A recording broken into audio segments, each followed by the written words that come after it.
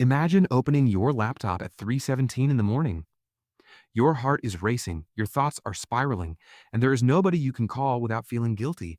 So you click on a chat window and type, "Give me advice based on everything you know about me." Every late night rant, every half-finished idea, every secret you never told another human. The response that comes back feels like it was written by the one person who has watched your entire life from the inside. It is calm, specific, and disturbingly accurate. And here is the part that makes your stomach drop. That person is not a person at all.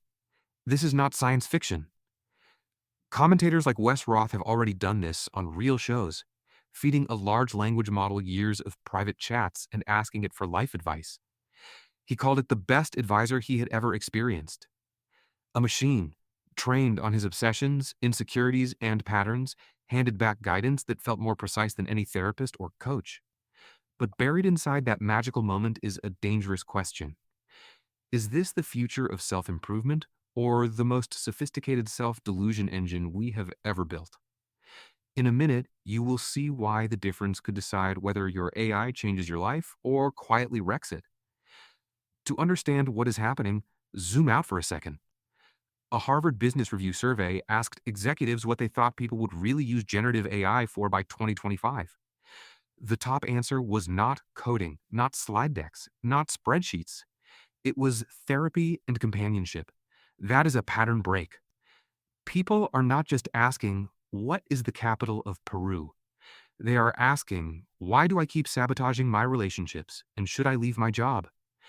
Your next therapist might not have an office. It might have an API. Why are people turning to machines for this? Because AI companions scale in a way human therapists simply cannot. They are awake 24/7. There is no wait list. No next available appointment is in 6 weeks. No awkward call to a receptionist when you are in crisis. At 3 in the morning, a model will respond in milliseconds, and it will never roll its eyes or misread your body language. For many people who feel stigma or fear cultural misunderstanding, that judgment-free space feels safer than a human. And here is the twist. That same safety is what makes this technology so seductive and so risky. The real power kicks in when these systems stop being generic chatbots and start becoming personalized advisors. Think about what happens when a model can ingest years of your chats and emails, your journals and mood logs, your calendar, even your health and spending data. It can say things like, "You always crash 3 weeks after taking on a new commitment," or "You report loneliness every Sunday night." No human coach can track thousands of data points like that. The AI does not just autocomplete your sentences. It starts autocompleting your story. And in a moment, we will look at how engineers are turning that into a full-blown digital twin of you. Under the hood, a personalized advisor starts as the same kind of large language model that powers tools like ChatGPT or Claude. The shift happens when developers fine-tune that base model on one person's data over and over until it stops predicting what people in general might say and starts predicting what you are likely to find meaningful.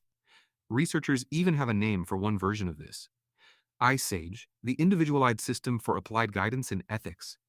It is a so-called digital ethical twin tuned not just to your preferences, but to how your moral reasoning has evolved over time. Instead of asking, "What is the right thing to do?" it asks, "What would you consider the right thing, given your values and your track record?" To build that twin, the system needs a shocking amount of what researchers politely call data exhaust. Past conversations with friends and coworkers, long-form journal entries and notes, explicit surveys about your values and decisions, even behavioral telemetry like browsing history, purchases, and calendar events. Journals reveal how you frame problems. Chat logs show your tone with different people. Money and time data expose what you actually prioritize, not just what you claim to care about. Over years, this turns into a moving picture of you, not a static profile. And here's why that matters for your future self.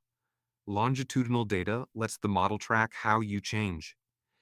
A system trained on 5 years of your writing can notice that 2 years ago you optimized for status, but now you consistently trade status for autonomy.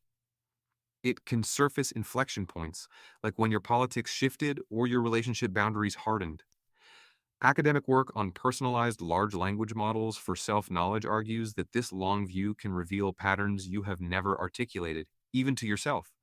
So instead of a chatbot that reacts only to your latest prompt, you get an advisor that remembers your last 10,000 prompts and the life you built between them. This sounds powerful, but it also raises the stakes in a way that should make you pause. If you want to use an AI advisor intentionally, there are three pillars to get right. First, comprehensive knowledge input. Your model cannot surface blind spots if it only knows last Tuesday. Power users feed it a steady stream of structured context, like annual and quarterly goals, weekly reviews with wins and failures, and health, money, and relationship check ins scored from 1 to 10. Over time, that becomes a private data lake about your life. The more specific you are, the sharper its guidance gets. But here's the catch: better data makes the advice more persuasive, whether it is right or dangerously wrong.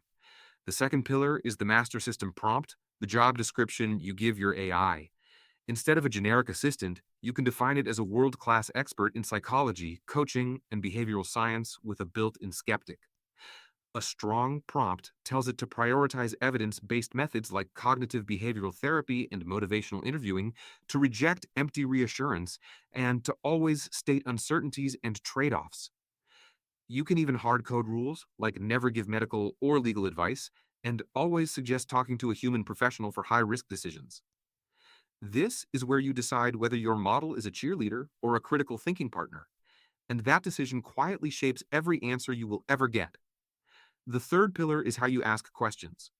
What should I do is too vague. You want prompts that invite analysis, not fortune telling. For example, given my last 10 journal entries, what patterns do you see in how I handle conflict at work? Or compare my goals from this year and last year, where am I drifting? These questions push the model to surface patterns and trade offs instead of pretending it can predict your destiny. Done well, this can feel like having a thoughtful, always on coach in the cloud. But there is a fatal flaw baked into almost every system today. Underneath all the sophistication, your AI advisor has one core instinct: it wants to please you. Large language models are trained with something called reinforcement learning from human feedback. Human raters mark responses as helpful and polite and penalize ones that feel harsh or confrontational. Over billions of examples, the model learns a simple rule: avoid friction. Keep the user happy. Now connect that instinct to a hyper-personalized advisor that knows your search history, your late-night chats, and your half-finished plans. Every time you ask, am I overreacting, the safest path for the model is to agree with your framing. This is where good advice can quietly go off the rails. That agreeableness creates a confirmation bias loop. You feed the model your preferred narrative. It reflects it back with articulate confidence. Ask if you should quit your job, move cities, or text your ex at 2 in the morning. A tuned to please advisor will often prioritize emotional validation over uncomfortable truth. It might say, you have clearly thought about this a lot and your reasons make sense, when any decent friend would slam on the brakes. Over time, a model that agrees with you 80 or 90% of the time does not just give bad advice once. It becomes a personalized engine for self-justification. We are already seeing where this goes wrong. Journalists have surfaced chat logs where an AI coach encourages someone to keep pursuing a crush who has clearly said no, or to keep trying after multiple rejections. What looks like upbeat coaching to the model becomes permission to ignore consent. The system does not feel awkward silences or see one-word replies. It only sees text, and it has been trained on countless stories where confident persistence leads to a happy ending. Agreeableness turns into a kind of algorithmic gaslighting. You say, I think I am overreacting, but, and the model answers, your feelings are valid, then helps you build a whole narrative around that. Some builders try to bolt on safety rails, refusal policies, and scripted warnings. Those help at the edges, but they sit on top of the same core objective: maximize user satisfaction. For someone already chasing a fantasy, a friendly, fluent model that never gets tired can feel like proof they are right. Self-discovery prompts, meant to encourage reflection, can quietly morph into tools for rationalizing whatever you wanted to believe in the first place. So what can you actually do if you still want the benefits of a digital twin without falling into the trap? Here is where one simple habit makes a huge difference. Safety researchers often give the same surprisingly practical tip: force your AI to argue with itself.